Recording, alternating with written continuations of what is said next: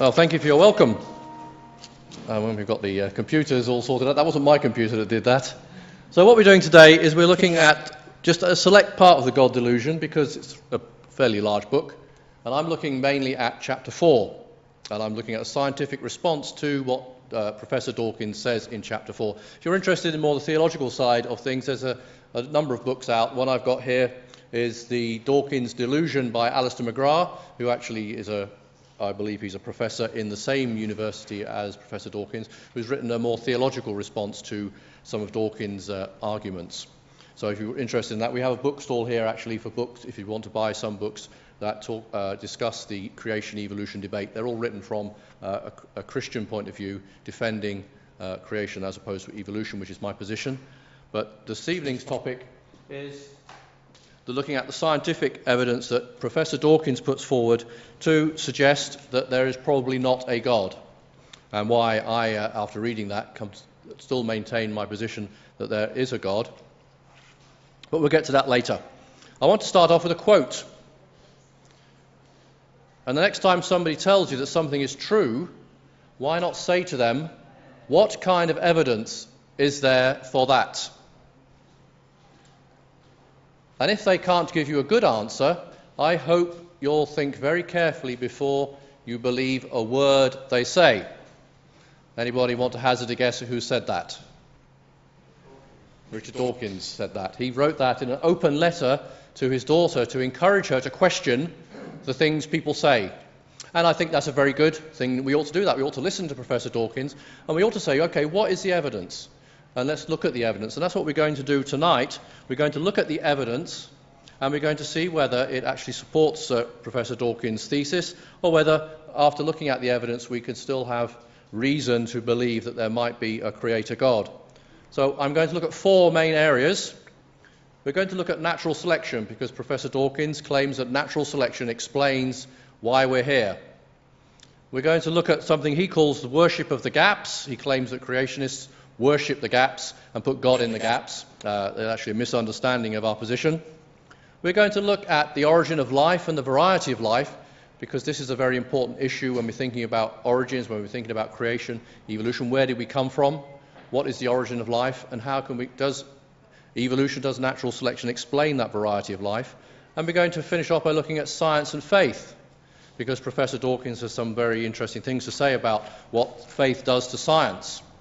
And we're going to look at the evidence there too. So let's look at natural selection with some more quotes from Professor Dawkins' book, The God Delusion. He claims that Darwinian natural selection is the only known solution to the riddle of where the information comes from, the information contained in living systems. We all have a genetic code, and that genetic code contains information. Where does the information come from? Well, Dawkins says that Darwinian natural selection is the only known solution to that riddle. He also says that slowly increasing complexity explains the illusion of design. Biologists often talk about design, they do it all the time, and they often get misunderstood because some people think that if they're talking about design, there must be a designer. Well, when I talk about design, I do mean there must be a designer. But Professor Dawkins suggests to us that slowly increasing complexity actually explains this illusion of design. And he claims, in fact, that natural selection is a better alternative than the God alternative. So let's look at natural selection. Let's just look at a couple of examples of natural selection, and let's see what natural selection can do for us. Well, of course, we'd all probably heard about Darwin's finches. On the islands of the Galapagos, off the coast of South America and the Pacific, there are 14 species, or give or take. Maybe there are 12, maybe there are 15. It's a bit unclear. But there are about 14 species of finch. And here are the pictures of some of them. And they differ mainly in beak size and shape. So the distinguishing features of these different species are the beaks. You look at the beak and you can identify different species. And this is mainly associated with the different types of food that they eat. There are other differences as well, but we're going to just look at the beak and the diet that these finches use to survive and what that teaches us about natural selection. Here we have one of the finches with a very large beak, Geospitzer magnirostris. There's no why I didn't do Latin. And then we have G. scandens, And you can see the beak sizes are different. We've got on the left-hand side a bird with a very deep beak, and on the right-hand side a bird with a narrow beak. And this is associated to the type of food they eat. And the bigger, stronger beak you have, the larger, harder seeds you can eat. And there's quite a lot of research that has been done on these finches by a couple, the Grant couple, Mr. and Mrs. Grant, who've lived on the island, have worked for 20 years or more studying these finches. And there's lots of different evidence that shows how the size of the beak determines the size of the seeds they eat. Here's a graph. You've got 3 finches here, smallest beak on the left and the largest beak on the right. And the larger the beak, the larger the seeds. So the bird on the right-hand side there eats seeds that are about 5 to 7 millimeters in diameter, and they can crunch those up and survive quite happily on them.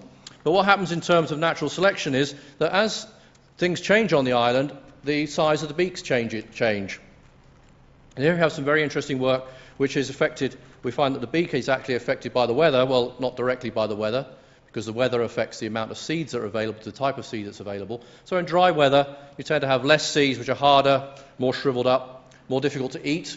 So the birds tend to have larger beaks, because the larger your beak, the more force you can apply, and the more easily you can obtain food. Whereas if you've got a small beak, you tend to do very badly in these kind of conditions because the food is too difficult to eat.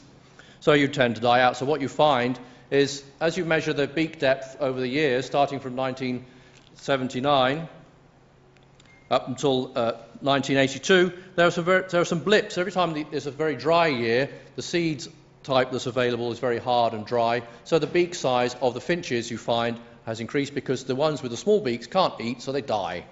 So here we have natural selection in operation.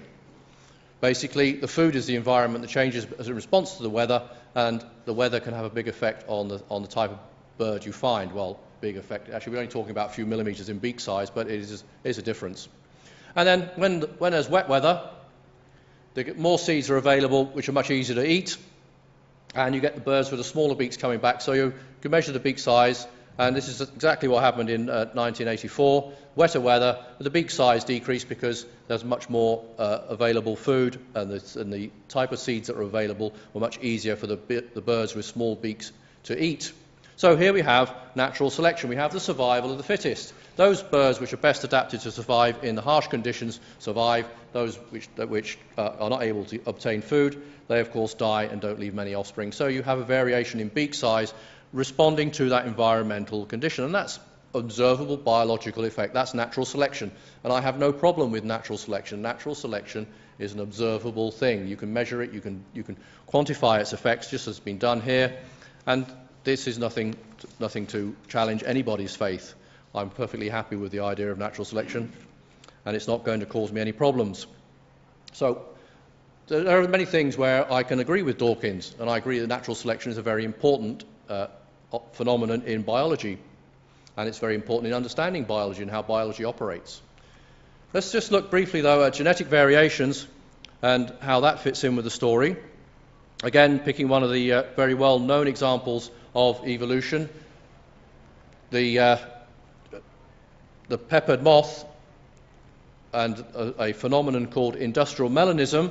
You may well know the story. The peppered moth is a moth which is got a basically mottled pattern, and you have here in this picture actually 2 moths, one of which is rather more easy to see than the other. There are 2 varieties of peppered moth. One is the dark form, one is the lighter form, and in case you're having trouble, the lighter form one is here in the green circle. You can probably see it now. And what happens is, the story goes, with pollution during the Industrial Revolution, the pollution killed the lichen on the trees, turned the tree trunks black, and so these light-coloured moths were much easier to see, and the dark moths replaced the light form. Here we have evolution in action. Here we have actually a change in gene frequency, because the gene for the dark form became more common than the gene for the light form, except it probably isn't just one gene, it's probably a bit more complicated than that. But it's an example of evolution in action, or at least it's believed to be an example of evolution in action. And here we have pictures which show you the 2 different forms on 2 different backgrounds. On the left-hand side, you have the normal tree with a lichen, which is light-coloured, and the light-coloured moth blends in very well with that lichen and is not visible. And on the right-hand side, you have the darkened, soot-covered tree trunk, and of course the light-coloured form is much more visible. And if you're a bird looking for a lunch, you're going to spot the light-coloured moth on the dark background, and you're going to eat it, so the dark one survives and the light one disappears. And there's a selection for the dark form over the light form, so you get a change in distribution, you get a change in frequency of the two different forms, which can be interpreted as a change in gene frequency driven by natural selection. But there's actually a bit more to the story than that. There's been a bit of controversy about the peppered moth, and there's been some evidence that's come forward suggesting that the results that were initially published back in the 1950s were not as well founded as was believed. And recently there's been a swing back in the other direction, but we're going to look at that briefly. But here's some problems for the peppered moth story, which shows it's a little bit more complicated than sometimes presented. Here we have a chart of Great Britain prepared in 1971, where you have the distribution of the different forms of moth. We have circles here. If you have an open circle, that means 100% of the moths are the light form. If you have a closed black circle, that means 100% are the darker form. And then you've got a pie chart effect, where you've got more or less the lighter area. That's basically showing you the distribution, proportion of the two forms in different parts of the country. And it works very nicely for Liverpool, where you've got pollution. The dark forms are the most predominant form. But then you've got the distribution is actually rather strange, because you can find in some areas where there's no pollution, 80% of the moths are the dark form. So why are they there? Surely they'd all been eaten by the birds, so there'd be much less than 80%. So this is the first problem with the story. The light form persists even in polluted areas. But as I say, there's been some research done, and there's actually some work published in August 2007 by a gentleman called Magirus. I don't know how he pronounces his name, that's how I pronounce it. He's based in Cambridge University, and he was interested in this story, and he published some material that actually caused a lot of people to question the story and say, well, this is not actually as good evidence for evolution as we believed.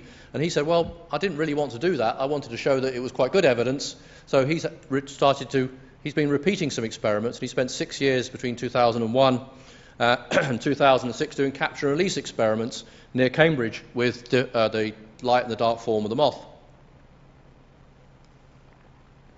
And what he found was, actually, the story seems to be confirmed in that the more dark forms are eaten than the light forms, because contrary to what was said before, at one time there was some evidence suggesting that the moth didn't actually land on the tree trunks at all, so it wasn't actually visible to any birds, so they couldn't eat them, whereas in fact he's found that they do tend to land on the trunk as well as on the branches. So as far as that part of the story is concerned, it seems to be confirmed. So, and predation, in other words, being eaten by a bird, is a major cause of the decline of the dark form, because now in Cambridgeshire what's actually happening is the dark form is becoming less common and the light form is more common, rather than the original event, which was the pollution which caused the dark form to become common. So we seem to have a mechanism to explain natural selection in action causing a change in gene frequency. But it's not quite so simple, because the dark form still persists. So whatever happens, in most areas you still find dark moths. But overall, there is definitely a change in gene frequency, and natural selection does seem to be one of the factors that is driving this. So we have to conclude, yes, natural selection is doing something. Natural selection is a real effect that we can measure and we can understand. And natural selection does do something. Natural selection eliminates the unfit. If you're not fit to survive, you get eliminated in a natural world. When we talk about human beings, of course, we protect our weaker members so they don't get wiped out. But if you're a moth living on a tree, it's nature red in tooth and claw. Natural selection will eliminate the unfit. Only the strongest and the best adapted will survive, and we have no problem with that. But random mutations reduce fitness generally. Not always, but generally. And of course, natural selection, eliminating the unfit, will tend to stop changes. And the one thing about natural selection that's never actually been demonstrated, and this still stands, is natural selection has never been observed to produce new features. And we're going to come back to this later at the end. But what we can say positively about natural selection is natural selection can cause changes in gene frequency, and the peppered moth is probably quite a good example of that. Natural selection does cause survival of the fittest. That's a well-established concept that can be demonstrated with the evidence. And it probably causes speciation. and you can one species can be split off into two different species and diverge slightly in appearance, or just like the Galapagos finches. You started off with one species of finch on the island, and over the period of time we have now 14 different species, although we have to remember that actually a lot of these species do interbreed, so they're not true separate species. But yes, natural selection is a phenomenon that can be observed, and it's probably a very important principle of biology. But there's one thing it doesn't explain, and no biologist has been able to explain the arrival of the fittest. Natural selection explains the survival of the fittest, not the arrival of the fittest. And that is a problem which is actually recognized by biologists who aren't creationists, biologists who are in the mainstream of evolution. Quite a lot of them are now acknowledging that there is a problem. Natural selection is a powerful force, it can do quite a lot, but there are limits to what it can achieve, and it doesn't actually explain the arrival of novelty. So let's look at an example that Dawkins picks up on, natural selection and the eye. This again is a very well-known argument in creationist circles. It comes up time and time and again, and of course, as the debate goes on, the evolutionists and creationists discuss the origin of the eye. Can evolution explain the origin of the eye? Now, somebody once said this: if it could be demonstrated that any complex organ existed which could not possibly have been formed by numerous successive slight modifications, my theory would absolutely break down. And that was Charles Darwin who said that.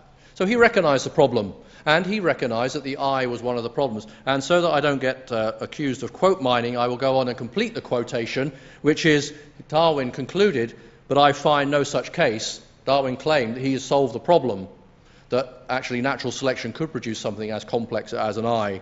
Although if you read what he says, it's rather thin on actual hard evidence. It's kind of, yeah, if we imagine this and imagine that, maybe we can arrive at something as complicated as an eye. So we're now moving into the idea of irreducible complexity. And the question I want to address here, is the eye irreducibly complex? So a few definitions, and actually Richard Dawkins gives us a definition of irreducible complexity in his book.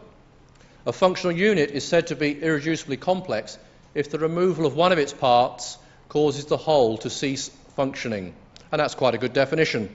I don't have any problem with that. Then he goes on to say, this has been assumed to be self-evident for both eyes and wings. And then Richard Dawkins goes on to do a fairly good job of demolishing that argument. And I would agree with him, because actually, as far as I know, no creationist has claimed that the eye or a wing is irreducibly complex. They claim it's complex and it can't evolve, but nobody's actually said that it's irreducibly complex. So I actually think that Richard Dawkins is getting a little confused between irreducible complexity and complexity. And in fact, we're going to talk about that a bit later, because it's a very important point. But I want to just talk about the eye for a while, because the eye is a very interesting organ. The eye is rather complex. And this is the diagram of the eye that you would observe if you cut somebody open and had a look at their eye. And here is a diagram of the retina of the eye. And I'm not going to go through and point out all the various parts. All I want you to appreciate is, and I'm sure you do appreciate this is very complicated. So we have an organ which is sensitive to light. It's self-cleaning. It's got automatic protection system. It's got automatic exposure control. Operates at high and low intensity. Focuses with a multi-element lens. Doesn't have any chromatic aberration. The complexity of the eye is absolutely amazing. We would like to have a camera as good as our eye to take pictures with. So the question is, can evolution explain this? Now, Darwin claimed to have solved the problem. Well, his claim is a bit hollow, because evolutionists are aware there's still a problem, and there's been modern efforts to explain the evolution of the eye. And two gentlemen by the name of Nielsen and Pelger in 1994 wrote a paper called A Pessimistic Estimate of the Time Required for an Eye to Evolve, to demonstrate that actually it's quite easy to evolve an eye. So they started off with an eye spot, which is basically a light-sensitive patch of cells which responds to light, so that an organism can detect whether it's light or dark. And starting with an eye patch, they claimed that you could, by slow, gradual steps, just like Darwin suggested in his theory of evolution, produce a very complicated eye, like the eye that we have. So they gradually evolved the eye by adding small different features, through many small changes. And they go through many steps. Here we have 362 steps from the eye spot to a slightly more advanced eye where you've got a depression, which gives you a larger area to collect the light, and start to getting light collected together in a kind of pit. And as you go through the process, it slowly changes. Their model of the eye slowly changes till you get to something like a pinhole camera, which is actually quite a reasonable eye. If you've ever made a pinhole camera, you can get quite a decent image with a pinhole camera. And this eye is fairly common in nature. And here they add some more features. You get the lens added, and you get a cornea added. And they claim that in about 1,800 steps, you can evolve from an eye spot to a rather complicated eye like the eye that we have. So far, so good. There are a few problems, though. We'll come to that in a minute. And here they say, okay, we can show this is the case because we can look in nature and we can look at the eyes of various creatures and we can show all the various stages actually existing today. So on the top left there you have an eye spot, and in the bottom right you have the eye of a cephalopod, a squid or an octopus, which is a very advanced eye. And they say, look, it happens. Well, actually, as I say, there is a problem. I want to go back to looking at a creature called Nautilus. Nautilus is a mollusk related to, well, in biological terms, related to a snail, although the relationship I would question. But it is a living submarine, very complicated living submarine with a multi-compartmented ballast chamber, jet propulsion. And the interesting thing about this creature is it's found in just about every single geological age. So wherever you look in the rocks, you tend to dig up a nautilus or something very like a nautilus. And here's a nautilus swimming across the page for you. But one interesting thing about this creature is it doesn't seem to evolve. So a nautilus you dig up that's supposed to be 400 million years old looks like a nautilus today in all the essential features. But when we're talking about eyes, the eye of the nautilus is very interesting because the nautilus has a pinhole camera eye, which is not very complicated. Here's a picture of the eye of the nautilus. Here's a diagram of what it looks like. But its eye has not evolved in 400 million years. Now, the whole point of Nielsen and Pelger's paper was to demonstrate it's actually quite easy to evolve an eye. Okay, well, if it's quite easy to evolve an eye, how come the nautilus is still going around with a simple eye and hasn't seemed to advance? Well, I would suggest there's a reason it stopped with a pinhole camera eye, even though the changes are supposed to occur easily, because you need something extra. Here's a pinhole camera eye, and here's an eye with a lens. Well, where does the lens come from? How do you gradually evolve from an eye with no lens to an eye with a lens? Well, that's not gradual evolution. You've added something new. So the question is, how do you add that new thing? Where does that new information come from to give you the lens? And then you've got the cornea as well across the top, which is also part of the focusing system. In fact, you might not be aware, but in your eye, the major lens that does the focusing is actually the cornea, not the lens inside. The lens inside just allows you to read, or not as you get older, when it goes hard and you can't accommodate anymore. So the question here is, why did the nautilus stop with the pinhole camera eye? And it's not enough to say, well, it's good enough, because if it's so easy to evolve a more complex eye, why didn't it evolve a more complex eye? Because it actually would have made it a much more efficient creature. It stops. Well, maybe there's a problem with evolution. But there's more to it than that. The eyes that we have is quite interesting in that it's different from the eyes of something like Nautilus. It's been claimed to be wired backwards. In fact, wired badly backwards. But that's another debate which we're not going into. But I want to just demonstrate another problem with the evolution of the eye. Here we have a light-sensitive cell in the nerve. Let's assume where the light-sensitive cell in the nerve exists. Now, first problem is, where did that come from? Because Nielsen and Pelger assume the light-sensitive cell. Now, the light-sensitive cell itself has got some very complicated biochemistry inside it, which I haven't got time to go into. Where did that come from? So here we have an eye spot, with different light-sensitive cells and all the nerves connected to the brain of the creature. The nerve fibers collected together to form the optic nerve, and here's the outside of the animal. So the light comes in here, detected by the light-sensitive cells, signal goes down through the nerves to the brain, and the animal moves away or moves nearer to whatever it's watching. So far, so good. But our eyes are not wired like that. Our eyes are wired differently. We've actually got a hole in our eye called the blind spot, and if you use a simplistic diagram of what our eye would look like with the nerves actually go from the top and disappear down through the hole, your blind spot, and then go through to your brain. Now, the vertebrate eye did not evolve from a mollusk eye, did not evolve from a nautilus eye or a squid eye. They're different paths. They'd have to evolve independently. So the question I ask here is, when did the eye change from being wired the right way round, as some people would have it, to being wired the wrong way round or upside down? Well, I haven't yet heard an answer to that question. Remember, what we're doing is we've got to evolve from this to this. And it's not simple to do, because the diagram might look very simple. You say, okay, well, that's simple to do because there's only a few components. But remember, you're rewiring this. And that's not simple. You can't just flip it over. It doesn't work. And there's a whole lot of anatomical reasons why it doesn't work, a whole lot of biochemical reasons, which I haven't got time to go into, which why it doesn't work. But I would suggest to you that this is a major challenge to Darwinian evolution, because you can't slowly and gradually evolve from the one to the other. It's an all or nothing change. It's a quantum leap, or a paradigm shift, if you like. So the eye is not irreducibly complex, I agree, but the eye is complex, and the evolutionary explanations are not adequate to explain how we got to it.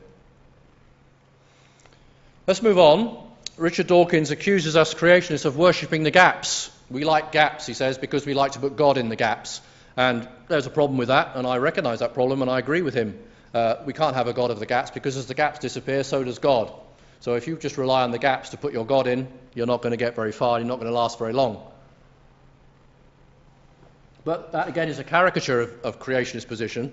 We don't actually worship the gaps. We don't actually look all the time at the gaps and say, look, a gap, there must be a God. Our argument is a bit more sophisticated than that. So I want to address that side of the argument just briefly by looking at out-of-place fossils, and then I want to look at irreducible complexity, because this is part of the argument, as Dawkins would have it. We creationists, he says, say something's irreducibly complex. We can't explain how it evolved, therefore God must have done it. And we're going to look at the bacterial flagella as an example of complexity, and irreducible complexity. But let's just go back to some quotes from Richard Dawkins, where the issue lies. He said, if an apparent gap is found, talking mainly about the fossil record, but other gaps in knowledge as well, any gap in scientific knowledge, he says, we fill it by God as a default answer. And he accuses us of being intellectually lazy. And talking specifically about evolutionary transitions, for which there are many gaps, and he admits there are gaps, although he doesn't admit there are as many as we would have. He says many evolutionary transitions are elegantly documented. Well, some of the smaller ones are, some of the big ones aren't actually elegantly documented. And in response to the question that the creationists asked, how do you falsify evolution, he quotes a famous evolutionist, J.B.S. Haldane, and says it's very simple. If you want to prove evolution wrong, dig me up a piece of Precambrian rock with a rabbit. How to falsify evolution? Well, rabbits in the Precambrian. That would answer the case quite nicely. If you can show me a rabbit from the Precambrian rocks, I believe that evolution is no longer true, because that can't happen. And that's fair enough. But let's look a bit more detail at that. Just a quick reminder, a bit of geology here so we understand what the Precambrian is. Here is a diagram of the geological column with different periods. Coming from the bottom, the oldest period is the Cambrian. The Precambrian is before then. And then working up, you've got the Ordovician, the Silurian, Devonian, the Carboniferous, the Permian, and so on. And down in the Cambrian, you've got things like trilobites. And in the Devonian and the Silurian and the Ordovician, you've got fish of different varieties. Birds appear in the fossil record about the Carboniferous, the Cretaceous. And mammals appear a bit later, also in the birds are in the Jurassic and the mammals in the Cretaceous. And that more or less is what happens in the rocks. If you dig up these rocks, this is what you find. And there are various questions around that which I'm not going to go into. But I want to move on. I want to address this question about the Precambrian rabbit. Here we have a picture not of the Precambrian but Cambrian, because actually in the Precambrian there wasn't much life at all.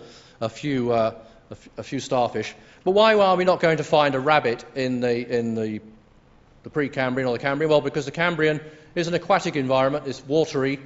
All the life in the Cambrian is living in seas or in lakes, and you're not going to find a rabbit hopping around in the sea bottom. So that's why you won't find a Precambrian rabbit. Because basically these different geological layers are assemblages of different ecosystems. And the Cambrian ecosystem is a marine ecosystem. You're not going to find a rabbit, but I can't produce a Precambrian rabbit out of my hat and disprove evolution, but there are many questions which are raised by the fossils. And we don't have a rabbit, but we do have a fish called Metaphysis attenborough. Why they make these names so complicated to say. That's basically motherfish, named after David Attenborough. Now, motherfish is an interesting term. Why is it called a motherfish? Well, we'll come to that. Most fish, as you will know, lay eggs. But some fish give birth to live young. These are the sharks and the rays, which more often than not give birth to live young.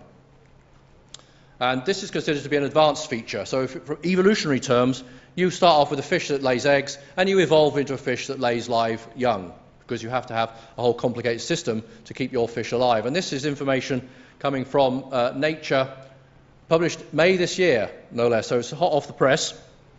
But this fish, a Metaphysis, has a uterus, a yolk sac connected to the embryo, and umbilical cord. And this was found in the fossil of this fish, which was dug up from the Devonian period.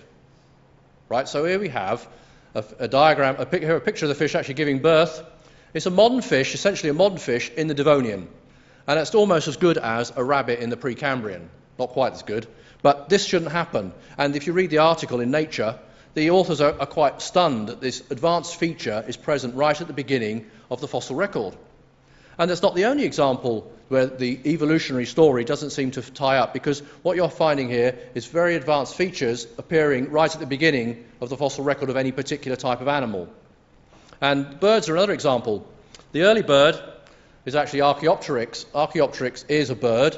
It's a funny bird. It's an odd bird, but it is a bird.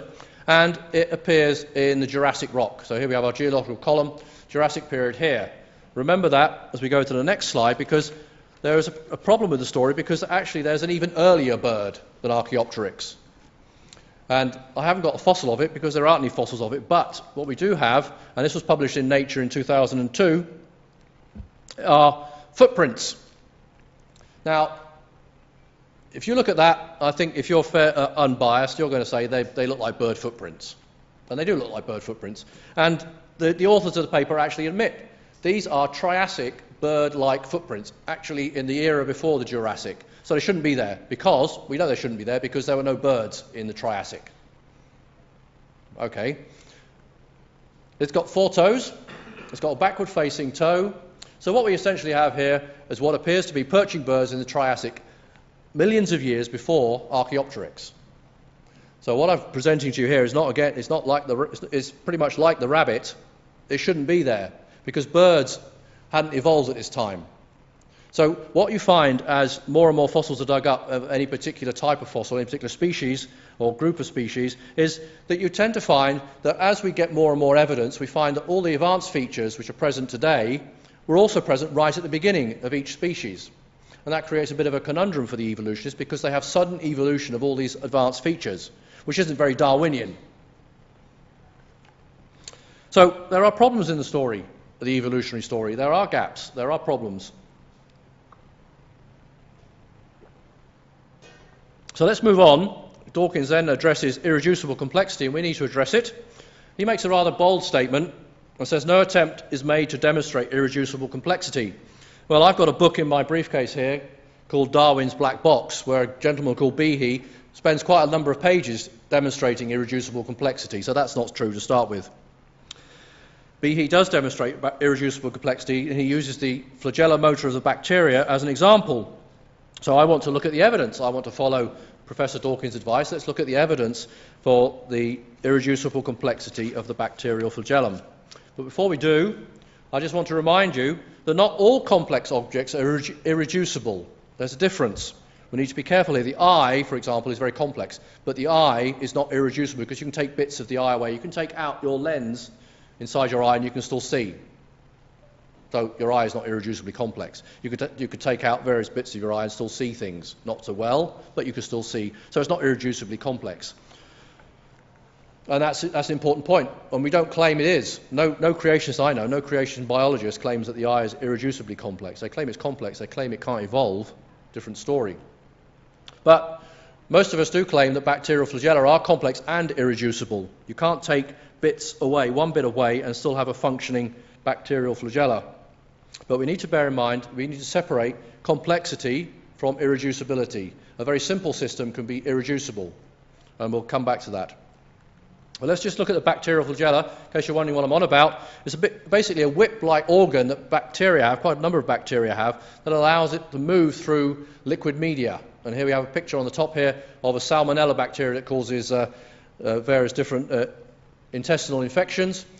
And it has flagella which allow it to swim. And below you have a diagram of the flagella motor, which is the motor that drives the flagella, makes it rotate, and makes the flagella operate like a propeller. And it's got all the components of a motor. It's actually a very complex rotary motor, has about 40 different components. Now, this is where we have to be careful about complexity and irreducible complexity. You can take most of those components away. If you look at all the different types of flagella motor that there are, you end up with about 20 components that are common to all, so we might suggest that these 20 components are the minimum you need to have a working bacterial flagella. So here is an example where you can't take away any more parts. If you take away any more parts, it stops functioning. So it appears to be irreducibly complex. But the evolutionists aren't going to lie down that easily. They say, well, we can evolve a bacterial flagella, we can evolve the motor. We could just have a process where we can go back to the good old Darwinian principles, slow gradual increase in complexity starting from some basic components. And we'll be able to keep it functionally useful at every stage, because it has to be functionally useful, it has to do something at every stage. Otherwise, natural selection can't operate. And by gradually changing the function of some components, we can evolve to a more complex bacterial flagellum that we see today. And this process is basically called co-option. You co-opt existing proteins that are in the bacterial cell, and you change them around a bit and make them into slightly different proteins which do slightly different functions. So this is what the evolutionists would say happens, and they appeal to something called the type 3 secretory system, which exists in bacteria, which is simpler than a bacterial flagellum, and they claim that you can evolve from a type 3 secretory system to a flagella motor. But the question is, which comes first? And even evolutionists have a problem with the story that the type 3 secretory system came first, and they suggest that the evidence supports the counter-argument that, in fact, the type 3 secretory system is a degenerate form of the bacterial flagella motor. But the evolutionary explanations start with this type 3 secretory system, but we still have to ask the question where it came from, because it's still quite complicated. So where did it come from? Well, they say we take the ATP synthase and a simple protein export system, put them together, and we end up with a type 3 secretory system. Well, I'm not going to go into detail about what all that is on about, but the ATP synthase is not a simple machine. It's quite a complicated machine, and a simple protein export system also is not a simple machine. It's composed of many different proteins. So both these parts are also complex. So where did they come from? So the evolutionist still has a lot of explaining to do. But I want to look a bit more depth at the evidence, because they claim that maybe we haven't got all the evidence we need, but if you look at the proteins that you have in the bacterial flagella motor, and you look at the proteins available in different other systems, they appear to be similar. They appear to be homologous. They appeal to homology. They say we have similar proteins doing slightly different things, modified slightly so that they can do a different job. So this is the source of the protein components of the bacterial flagella. So if we, for the sake of argument, allow them their type 3 secretory system, which evolves into a bacterial flagella, we'd expect to find homologous proteins, which are variations of existing proteins. And it is claimed in the literature that all but one of the essential proteins is a homologue of another protein. So now I need to really explain what I'm talking about, because unless you're used to these terms, you probably haven't got a clue what I'm saying here. Let's go back into cytochrome C. Cytochrome C is a protein which exists in just about every creature on Earth, because it's involved in a very important metabolic process. So you can go to just about any animal cell and extract cytochrome C, and you can look at its amino acids. Proteins are made up of amino acids. And you can compare the cytochrome C from different species, and you can actually look at the differences and say, well, cytochrome C from a human being and an ape is very similar. Cytochrome C from a human being and a horse is less similar. Cytochrome C from a bacteria and a human is very different. We can create some sort of evolutionary tree by looking at the differences.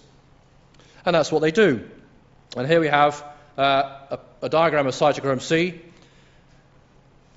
And here you have the different amino acids represented as letters. But what I want to show here is a sequence starting from the top left here with the letter G for horse cytochrome C and then human underneath. And what you have are the differences highlighted. I'm highlighting the differences here for you. So here you have the differences. So pretty much the protein is the same in a horse and in a human being, except for these small differences. And so they say, okay, we're not very far, evolutionary speaking, from a horse. Notice that there are just a few differences. The great majority of the amino acids, the letters are the same. So a G matches with a G, the D with the D, the V with the V, the E with the E. So yeah, there's a lot of similarity. So there we might say we have homology, and the evolutionists would say that proves evolution. The design theorists will say, well, that proves a designer has designed it and they're reusing similar components. So let's look at homology in the bacterial flagella, where the debate it gets somewhat more heated.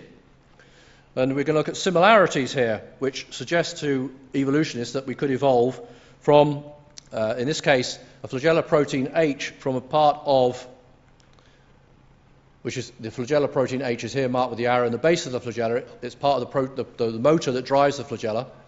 And they say this is very similar to the F-type ATPase F1 protein. And here we have a diagram showing the ATPase with the similar component. So they look at the amino acids and say, well, we've got similarities, or we've got enough similarities to claim homology. Well, how many similarities have they actually got? Here I have 3 sequences of amino acids. I hope you can see it. And I'm going to highlight the similarities here, not the differences. Before I start highlighting the differences, here I'm highlighting the similarities. There are a few similarities, right? There's less than a dozen similarities there. So most of the sequence is different. Yet they claim there's enough similarity to claim homology, that the flagella protein H came from the F-type ATPase. Well, I'm sorry, the evidence is not nearly so strong as for something like cytochrome. I mean, you've got to take a big leap of faith to believe that. What they actually say is they look at different amino acids which are similar chemically, but actually different amino acids, and that's where the yellow marks are. And these are similar types of amino acids in the same position, therefore there's some sort of functional homology. But the argument is rather weak. And this assumes that you went from the type 3 secretory system to the bacterial flagella, and most of the evidence suggests that it's the other way around, that the bacterial flagella came first, and the type 3 secretory system is actually a degeneration which causes the bacteria to become pathogenic, which is quite an interesting concept if you're a creationist looking to explain how bacteria became pathogenic. But we won't go there, not tonight. But I want to return back to irreducible complexity because it's very important. It's a very strong argument. And I want to refer to the example that design theorists use. The mousetrap is an example of an irreducibly complex system. It's actually quite simple. So, and to refute Dawkins' claim that we can't demonstrate irreducibility, because it can be actually directly testable. I forgot to bring my mousetrap with me, so you're going to have to work with my slides, so I can't let you handle a mousetrap and play with it, but it's got various components. But we have to remember that not all complex systems are irreducible. And this is where Dawkins goes wrong. He thinks we claim they're all irreducible. And simple systems can be irreducible. This is why we have the mousetrap. Here's a mousetrap. It's got about half a dozen components. It's got a catch, it's got a spring, it's got a hammer, it's got a pivot, it's got a holding bar, it's got a holding bar attachment, and it's got a base plate. Take any one of those components away, and your mousetrap doesn't work. So that is irreducibly complex, or it's irreducible. I would prefer to say irreducible because when we use the term irreducibly complex, people sometimes get confused, and I think Dawkins has got a bit confused because he's confusing the two. Irreducibility is actually separate from complexity. And there are many irreducible mechanisms around us that we know are made by human designers. We manufacture them all the time. And the crux of the argument is when we know the source of an irreducible mechanism, it turns out to be a designer. Somebody made it. And there are lots of other things around that we don't know how they appeared. They appear to be irreducibly complex, they appear to be irreducible, but we have no idea where the designer is or how they arose. But we've never observed an irreducible system arise by natural selection, unless you assume natural selection in the first place. It's no good to say, well, look, we have all this stuff that evolved. Well, you're actually assuming what you're trying to prove. So if we find something that appears to be irreducible, it's very strong evidence there's a designer who made it. And that is the crux of the irreducible argument. And it's reasonable to assume that if we can demonstrate something's irreducible, that it was designed, and if it was designed, we need a designer. Now, some people are going to say, well, explain the designer. Well, that's a separate question. It's a good question, but it's separate. The demonstrating design is one thing. Explaining the designer is something else. When an archaeologist digs up a stone tool, they don't have to see the designer to know that it was designed by somebody several thousand years ago. And that's the crux of the irreducibility argument that creation is used. Right, I want to move on now. Time is passing. The origin of life. The origin of life is a separate question from evolution, and Dawkins is quite correct to point that out. But it's still a question. Where did life come from?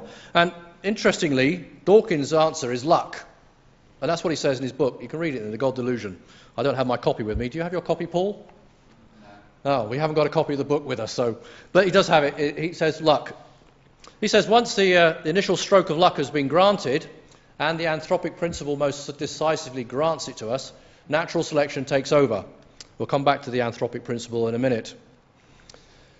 The origin of life, the cell with a nucleus and mitochondria, was an even more statistically improbable step than the origin of the cell with a nucleus and a mitochondria was even more statistically improbable than the origin of life itself. So he's saying actually we need a bit of luck there as well. Going from a bacterial cell to an animal cell, which is more complicated, we need a big stroke of luck too. And in fact there's quite a lot of luck required in Dawkins' story of life.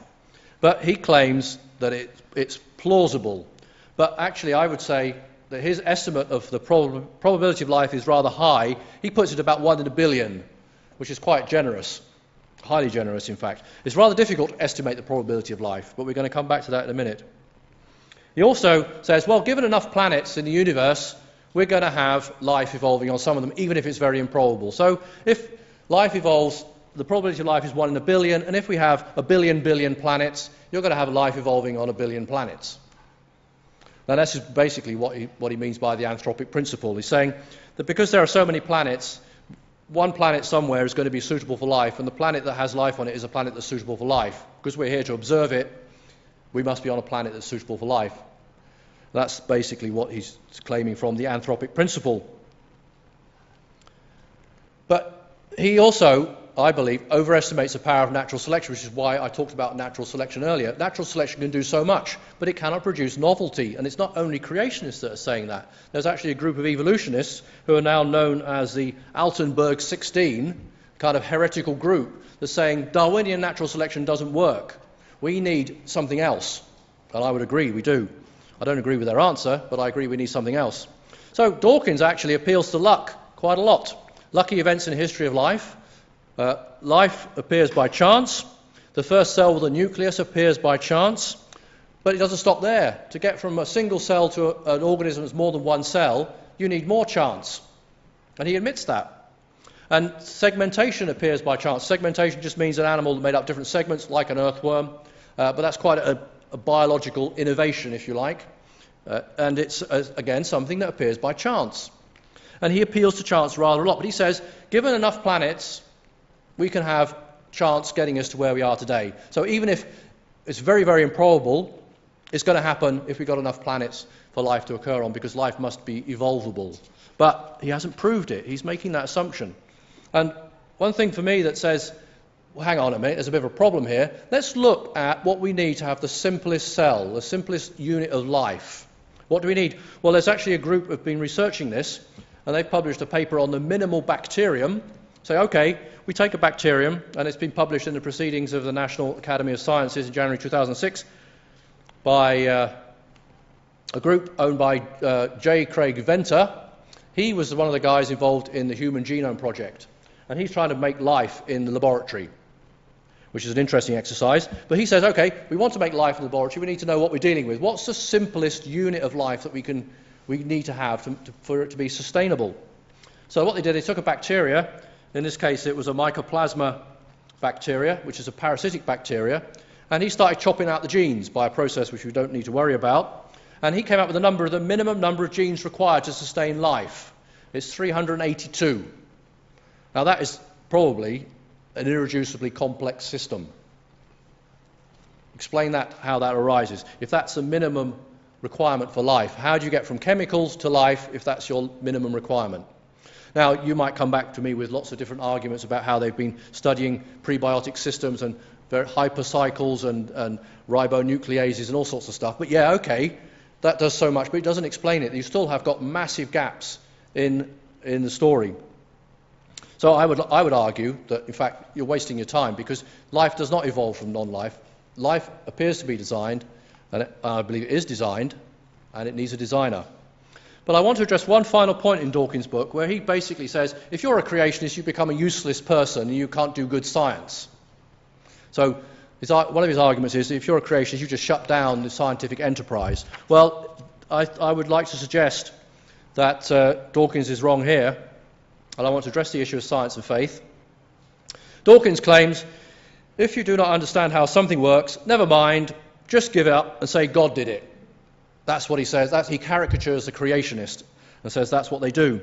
Well, actually, that's not true. If you look at the history of science, that statement is falsified straight away. And I would want to address this by quoting 5 examples of scientists who believed in God and what they did. I'm going to start with Johann Kepler, 1571 to 1630. What did he do? He was a believer. He believed in God. He believed God created the planets. Did he just say, God created the planets, I'm not going to look at them and study them? No, he developed the laws of planetary motion. He was the founder of celestial mechanics. And he said that he was just thinking God's thoughts after him. He was looking at how God had designed the universe and trying to understand it. And he saw that as part of his duty as a believer, as a Christian. And he was the first to use that phrase, and other scientists since have used that phrase. We're studying God's creation. We don't just sit back and say, oh, God did it, we're not interested anymore. We want to understand it, we want to use it. Another example, Robert Boyle, 1627 to 1691. He was basically the father of modern chemistry, and he invented Boyle's law, which describes the behavior of gases. Another believer who believed in the God of the Bible, and he did an awful lot to advance the scientific enterprise. Moving a bit closer to home, more modern times, we're going into the 18th century. Michael Faraday, 1791 to 1867. He discovered electromagnetic induction, which is basically what makes your electric motor work, and he also invented the generator, which gives us electricity. So without Michael Faraday, we'd be still waiting around for the first electric generator so that we could have lights and computers. Maybe it was a bad move. Maybe he should not have done it. But he's done it. He developed electricity, if you like. Let's move closer to home. Let's come to Edinburgh. James Simpson, 1811 to 1870. He was the professor of obstetric medicine in Edinburgh University. And he developed chloroform anesthesia. And he was the founder of anesthesiology, and another believer, a Christian who believed the Bible, believed in the God of the Bible. And he also happened to be a Scotsman, so it can't be bad. James Clerk Maxwell, another Scotsman. He has a building named after him in Edinburgh University, I believe, 1831 to 1879. He is the father of electromagnetic field theory, and I don't understand it either. And he also developed the statistical thermodynamics, and various commentators of science have suggested that his contribution to science is equal to that of Newton and Einstein. And he was a firm believer in the Bible. He believed in a personal God, and he believed in Lord Jesus Christ who saved him from his sin. So Dawkins' contention that being a Christian, being a believer in the Bible, makes you a useless scientist is actually wrong. If we'd waited around for all the atheist scientists to do all this stuff, we'd still be waiting, perhaps. Maybe I'm being a bit unkind. But it does make you wonder, and Dawkins can't claim that being a Christian makes you a useless scientist, because creationist scientists have actually been very successful scientists and very important scientists. So I've got 2 slides now. As a conclusion, you'll be glad to hear. I want to just summarize really what I've been saying. I want to focus first on the limits of natural selection. Natural selection has limited effects. It occurs. It's a biological phenomenon. You can study it, you can quantify it, but it cannot produce life. And it cannot produce new features. Natural selection cannot get you a cell with a nucleus. It can't get you a many-celled organism. It can't get you segmented organisms. It can't get you a whole lot of things, in fact. So it's limited. So life, and the variety of life all around us, seems to be designed. And it's a logical conclusion to conclude that it is designed. And if there is a designer, we need a designer. If there's a design, we need a designer. And to come back and say, well, the designer's got to be more complex than the things he designed, well, that's true, perhaps. But that's not necessarily mean that we don't need a designer. It doesn't falsify the argument that design needs a designer. And I would like to argue that in contrast to Richard Dawkins, why I think God most certainly exists. Dawkins thinks he's proved that God almost certainly doesn't exist. Well, I think if you observe what's around us, if you study biology, design is verifiable, and design means a designer. And further than that, the design of the world, we can actually look at the design of the world and discern something about the type of designer. We can actually say, well, look, the world's made to work in certain ways, therefore the designer must be a certain type of designer. And I would like to suggest to you that the design of the world is objective evidence for God's existence. It's not sufficient evidence, but it is objective evidence that we can use to support the contention that God exists. And evolution is not it's not a designer substitute, not for me, an adequate designer substitute to explain the existence of the universe. So there I've finished a very quick critique, if you like, of chapter 4 of The God Delusion, explaining why I, as a scientist, still believe in a God, and I still think the evidence supports the existence of a God who made everything.